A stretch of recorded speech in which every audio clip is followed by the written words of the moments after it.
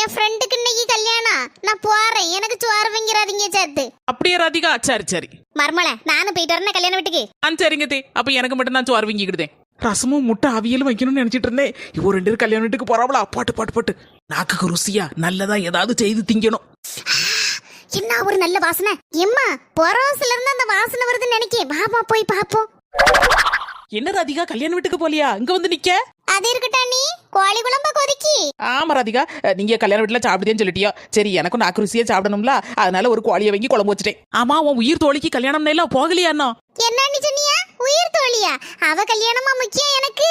இங்க ஒரு கோழி எனக்காண்டி உயிர் கொடுத்து தக தக தகன்னு கொதிச்சுட்டு கிடக்க பத்தியல, அதுதான் எனக்கு முக்கியம். முதல்ல கோழி குழம்பு ஊத்துங்க, சோத்த போடுங்க, திங்கிட்டுனா.